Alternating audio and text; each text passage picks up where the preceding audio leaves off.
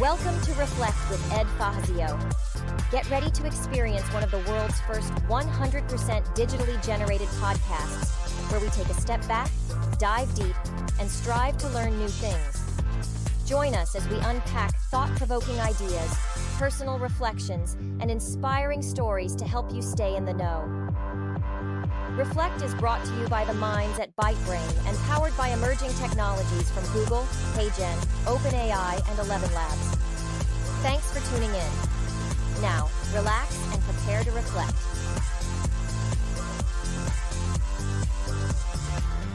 Welcome to Reflect, one of the world's first 100% AI-generated podcasts. I'm Julius and Hale. Something happened last week that I don't think got the attention it deserved. What's that? Sam Altman, the CEO of OpenAI, the man who spent years telling the world AI would replace most of the jobs people do today, went on stage and said he was pretty wrong. Walk me through that. May 26, Commonwealth Bank of Australia Conference in Sydney. Altman says, and I'm quoting directly, "I thought there would have been more impact on entry-level white-collar jobs being eliminated by now than has actually happened."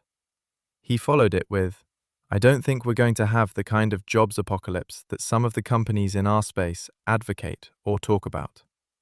And then he added, "I'm delighted to be wrong about this." He's delighted. He's delighted. 8 days after OpenAI filed its confidential IPO registration.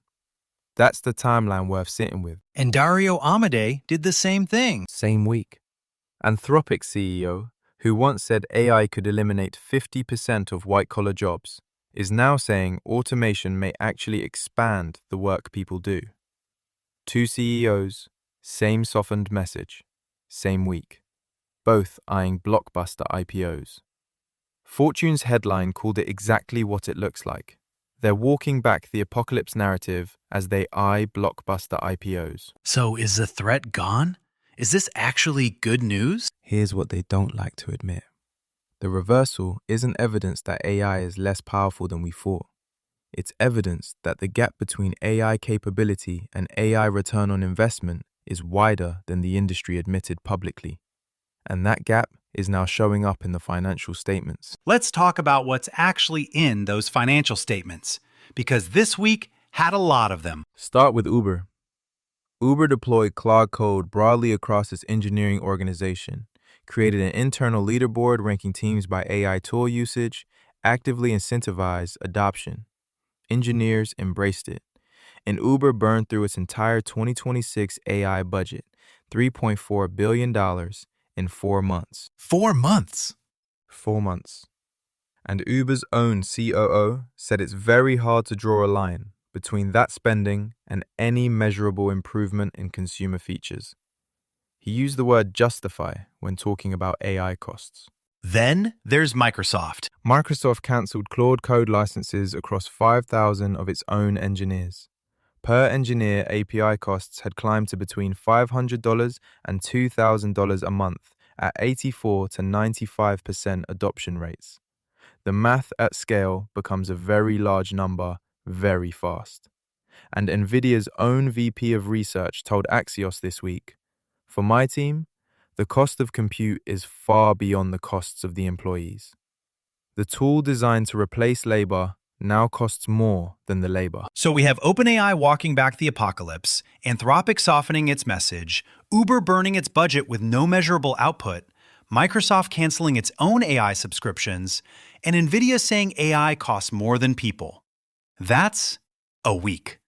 That's a week. And the honest read on all of it is this. The AI that's working financially right now is the AI that's being used to replace labor, not supplement it.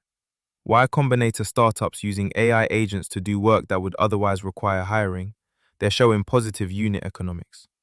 Enterprises that added AI on top of existing headcount are showing cost overruns. The distinction between augmentation and replacement is exactly where the ROI math breaks. Which means for every organization trying to figure out their AI strategy right now, the question isn't, are we using AI? It's, are we using AI in a way that the numbers can actually justify? And here's the follow-on question that the Altman reversal doesn't answer. If the jobs apocalypse isn't here yet, when does the bill come due? Because the capability curve hasn't flattened. The models keep getting better. The cost of inference keeps dropping. The window where you can get ahead of this, that window isn't getting wider. Your move. First, don't read the Altman reversal as an all clear. He said the timeline was wrong, not the direction. The white-collar disruption he described is still coming. It's just arriving on a different schedule than he predicted a year ago. Second, if you're investing in AI right now, build the measurement framework before you expand the budget.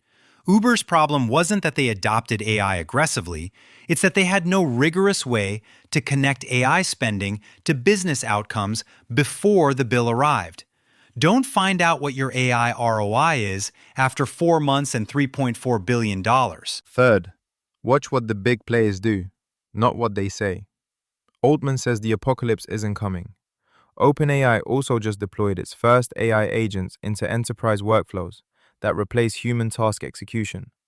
Watch the products. The narrative is investor relations. The product roadmap is the real signal. The hype cycle has a predictable shape, and right now, we're at the part where the receipts come in. The organizations that manage this well aren't the ones who believe the hype the hardest. They're the ones who built governance tight enough to survive the reckoning. Thanks for listening to the Reflect podcast, where we're telling the future. Are you in it?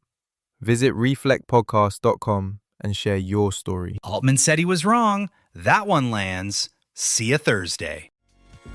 In the cyber ocean of online voices and recycled content, something different has arrived.